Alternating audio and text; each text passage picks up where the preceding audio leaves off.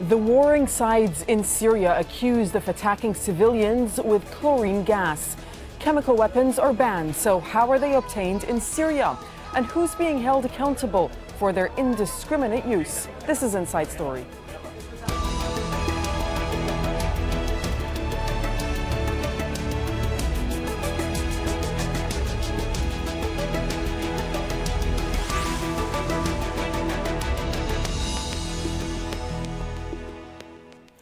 Hello and welcome to the program. I'm Darine Abu Gaida. A video of a terrified young boy suffocating and asking a medic if he was going to die was shared on the internet just a few days ago. It's thought he inhaled chlorine gas in yet another barrel bomb attack on Aleppo. Now, both government forces and opposition fighters are accused of using them. The attack highlights the continued use of chemical weapons in contravention of an international ban. So why is the international community not doing more to stop what's happening? Lots to discuss on Inside Story, but first, Mohammed Val reports. This shell of a barrel bomb dropped by Syrian forces on Aleppo has left more than just the usual death and destruction. Syrian social media activists say it carries a sticker with the name of a Jordanian company, which could indicate it supplied chlorine gas to be used as a weapon. The Al-Baha chemical company denies any involvement. The accusations are 100% baseless. The buyers just come to fill the gas cylinders and that is it. According to the law, the company can't put stickers on the gas cylinders. The gas cylinders are taken without stickers. The company said it produces only 1-ton cylinders and that the last time it exported chlorine to Syria was almost 5 years ago for water disinfection. But public health institutions in Syria say they've repeatedly asked for liquid chlorine to be imported in containers like these. The Syrian regime used to import gas cylinders without stickers. We've reached an agreement with UNICEF to provide the water stations in liberated areas with their needs of liquid chlorine. But the chlorine gas arrived through areas dominated by the regime through the Red Cross. We've no idea about the source. The International Committee of the Red Cross told Al Jazeera that the sources of the gas are from both inside and outside Syria. We have changed the type of substance used for water disinfection in order to prevent the use of such materials for other purposes. If a party has misused these materials, we immediately remind them of the international human law. UNICEF says it's now keen to provide the Syrians with water where little quantities of chlorine have been used for disinfection. We provide 3 materials for water disinfection, namely the liquid hydrochloride sodium, tablets and granules of hydrochloride calcium. The only material we buy from Al-Baha company is liquid hydrochloride sodium. Jordanian military experts deny chemical weapons are anywhere in Jordan. Following a chemical attack that killed hundreds outside Damascus in 2013, the UN Security Council imposed sanctions on anyone providing chemical weapons material to the warring parties in Syria. Mohammed Val, Al Jazeera.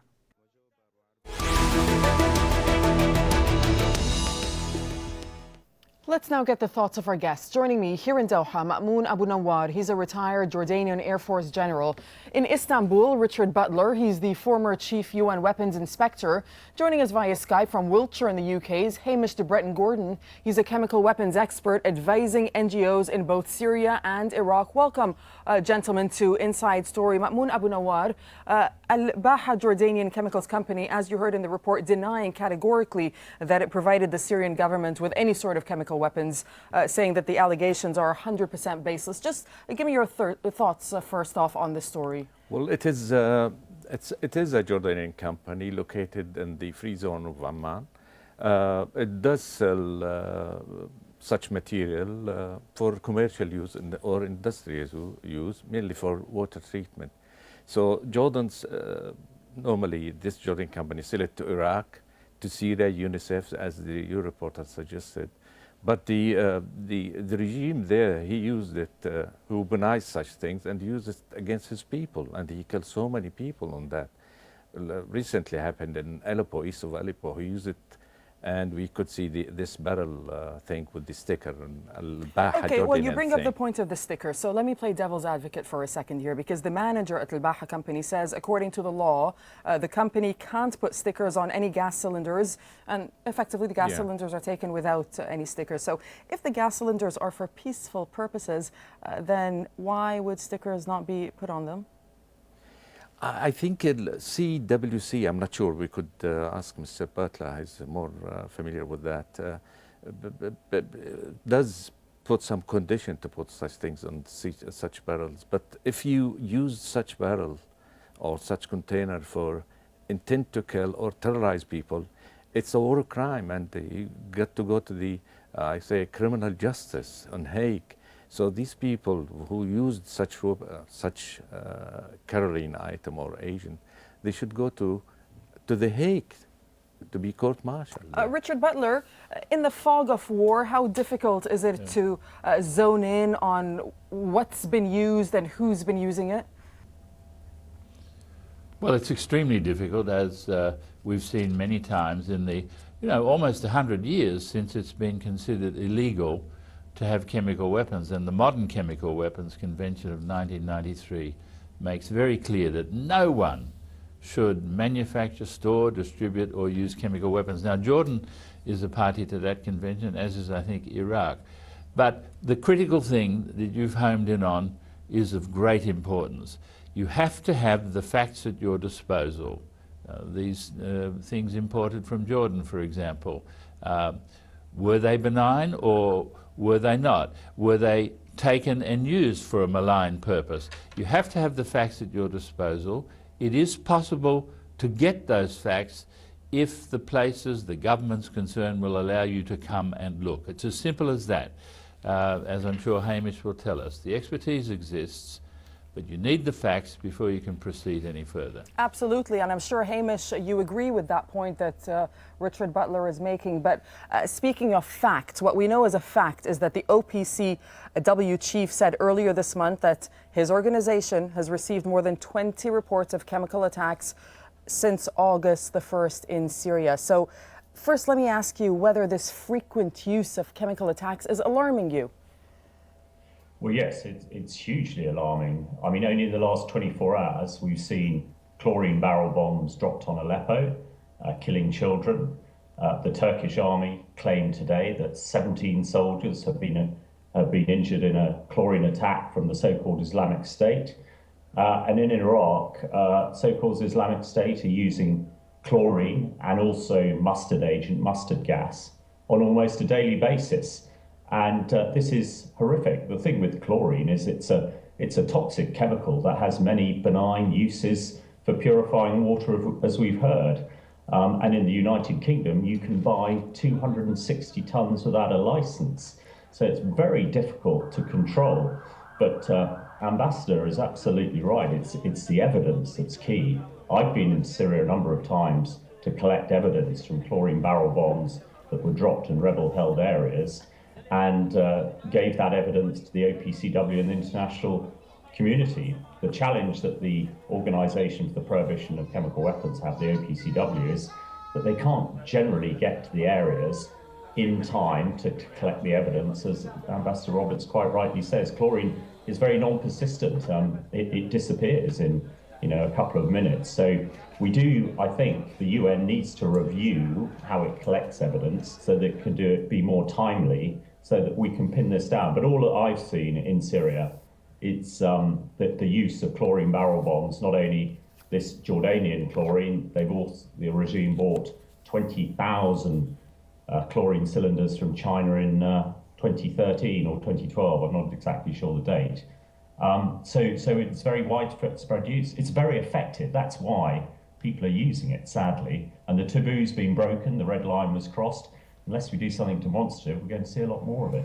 Just to expand on what you're saying, let's just take a look at these figures for a moment, because the United Nations Security Council has extended the investigation into the use of chemical weapons in Syria by another year. So this comes as more reports, as we're saying, of chlorine gas bombs have been dropped on civilian areas of Aleppo.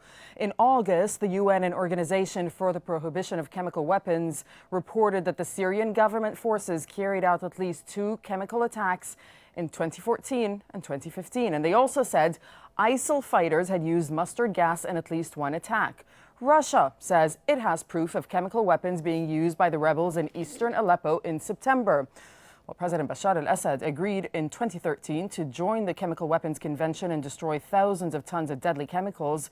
But the Syrian American Medical Society says chemical attacks have increased in the past 3 years. And the convention bans the use of chlorine as a weapon. So, Moon, you heard there the Syrian American Medical Society, saying that the rate of chemical attacks has accelerated over the past 3 years. So we know that 3 years ago there was a UN Security Council Resolution 2118, and its purpose was to eliminate the Syrian chemical weapons. So why was this deal seemingly unable to achieve what it set out to do? It's an endless game, to be honest. Technically, they got these barrels from Iran, they got these barrels from Iraq, and they're using it. And last, I think, 1 year, they used like 100 attacks. We had this chlorine attack. So it is CWC and OCW is the main body which really get to work more harder and to work with UN also, especially Security Council, to get some action somehow. Assad, he doesn't care about the international norm. He doesn't care, against the whole international community. So he's using it, and he will use it again and again, and we'll see that in the future. Richard Butler, to what do you put down to the increase of attacks by chemical weapons since Obama himself brokered that disarmament deal? Yeah, good question. I think it is a great pity that when Syria used chemical weapons unambiguously and seriously 3 years ago outside Damascus and crossed the president's red line, that there weren't more serious consequences taken then. But this is an immensely complex problem. The chemicals involved are very often dual-use chemicals. They can have a benign use or a malign use. I think the increase in use that we're witnessing now probably does stem, in fact, in main part from the fact that there were no consequences of a serious kind after that attack outside Damascus in 2013, where Syria then cooperated in getting rid of the stocks that it then held. It's become possible subsequently to think that that wasn't in fact all of the stocks. Look, a bottom line here is the Security Council. The Security Council is the enforcement body, and it has to show much more robust concern and determination to indicate to countries like Syria, Lord knows what they would do about rebel groups, but to indicate to countries like Syria that their behavior is not acceptable and must stop. But how do they do that, seeing as we've seen this happen quite a number of times? And of course, we're not only talking about reports that the Syrian government have used chlorine gas, but also, as we're saying, ISIL as well as other rebel groups. Well, with great difficulty, frankly, because you see, I'm one of those people who is in basic despair about the Security Council. It is a broken instrument. But it is an instrument which, if used correctly, can bring an almost irresistible political force upon a state that is breaking the law. So it sounds like, maybe a little bit utopian to say this. I don't think it is, nor do I think it should be. But the permanent members of the Security Council have got to stop pursuing their own national interests instead of pursuing together, collectively, the principles and purposes of the Charter of the UN, and in this case, quite specifically, the obligations they have under the Chemical Weapons Convention to see that it is implemented. I find it hard to think that if the permanent five joined the majority of member states of the United Nations, quite frankly, and did their job to ensure that international law is not violated with impunity, that we might see a very different attitude towards the use of chemical weapons. Hamish, do you agree with what Richard Butler is saying from Istanbul? And you've certainly conducted your own investigations and findings in Syria and Iraq. So how can these investigations be used effectively to counter and stop the use of chemical weapons? Well, I do agree with Ambassador Roberts. He says some really telling things there. I think, one of the shocking things is this year, 2016, we've seen more chemical weapon use than we did in 1917 in the First World War, which is pretty shocking. Collecting evidence is very difficult, and the challenge that the OPCW have is to do it in a timely fashion. So I think they need to reform the way that they do this. But I think there are things that can be done, and I, with my charity Doctors Under Fire, are lobbying the British government to get involved. I think the British government have been benign in their approach to this. And I think there are tangible things to be done. The chlorine barrel bombs that are killing so many children and women in the main are being dropped from Syrian helicopters. And we're calling for a no-fly zone for helicopters, Syrian helicopters, over civilian areas. That will stop the chlorine barrel bombs and the napalm barrel bombs completely by doing that. And Britain on its own actually has the assets, the naval assets in the Eastern Mediterranean, which could police this.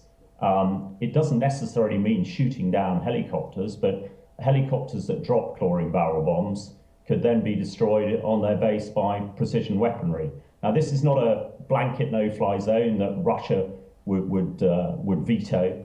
So I think there are things to be done. I think we've got to stop those helicopters flying. All barrel bombs are illegal under the Geneva Convention and the rules of war because they're indiscriminate, but we can stop the chemical weapons being used in a trice. And I think I agree, the UN Security Council have really got to step up to the plate here. They have allowed, after the red line was crossed and nothing was done, they've allowed chemical weapons to become the norm. Even in Sudan this year, we've seen President Bashir use chemical weapons on over 25 times and killed over 250 people. I think if we don't act demonstratively now, we're going to see the widespread use of chemical weapons around the world by terrorists and dictators and tyrants. And the really sad thing is, one of the key reasons they're being used, they're very, very good at defeating the enemy. My friends in Syria believe Assad was about to fall in August 2013 when he used a sarin that killed, hundreds of people. That saved him. Assad used chlorine against the so-called Islamic State in Jazeera in October 2014, and they've never been able to take that strategic military base, and each time they get close, they use chlorine. Now, in Mosul, Islamic State are using chemical weapons to prevent the coalition attacking Mosul. And fighting in towns and cities is difficult enough anyway. If you make soldiers wear gas masks, it makes it virtually impossible. So I think we are now in a position, we've probably gone over that tipping point. We've got to take demonstrative action, otherwise we're going to be, coupled with this dreadful weapon for years to come, and it's not just going to be in Syria and Iraq. Well, you raise a number of good points, and just following up on the point you make about Mosul, the IHS, which is a London-based intelligence collection and analysis service, is saying that ISIL has in fact used chemical weapons, including chlorine and sulfur mustard agents, at least 52 times on the battlefield in Syria and Iraq, and that's only since 2014. But on some of the other points that you raised, Hamish, Ma'moon, Hamish seems to suggest that the use of chemical weapons is now the norm. Do you agree with that statement? It is a norm as long as Russia and China veto anything concerning decision regarding usage of chemical weapon or chlorine gas. It would be business as usual. It is the norm and it will carry on like this. As Russia and Syria stay there and it's protecting the Assad regime. So do whatever he can to veto any decision regarding Assad. Syria did not even, complied with get rid of the whole chemical weapon. It's been used. So I think OPCW need to work more harder. If they get a decision like 2/3 majority, they can impose it even in UN Security Council. Otherwise, things will carry on in part of the world. They will use the chemical. Richard Butler, I'll go out on a limb here and say that you do not think that chemical weapons are, the use of chemical weapons are the norm or should be labeled as such. No, I don't think it's the norm. As I said, Hamish referred to the use of chemical weapons in the First World War in 1917, and shortly after that in 1925, the world decided and set it down in a treaty that chemical weapons should never be used again. That was updated with the new treaty in 1993, a much stronger and better treaty. Now, that's where norms are set. The whole international community has agreed that it is completely contrary to human civilization that these weapons should ever be used. Now, as with any law, we see it being broken from time to time. It's far too early, in my view, to then give up and say, well, that's over, we lost. It's now the norm that people will use and can use chemical weapons. That would be the wrong reaction to the deeply disturbing data that we have in front of us. The correct reaction, as I've already suggested, is to look to the mechanisms that already exist at our disposal, to put it at its simplest, to quite simply enforce the law. There is widespread international agreement that that should be the case. Those who are able to enforce the law are refusing to do so for reasons that are simply disgraceful, national interest, unacceptable. There is, I must admit though, a conundrum with military enforcement, which is that sometimes you find yourself in a situation where you're going to take terrible, lethal, violent steps in order to stop terrible, lethal violence, and that's a kind of contradiction.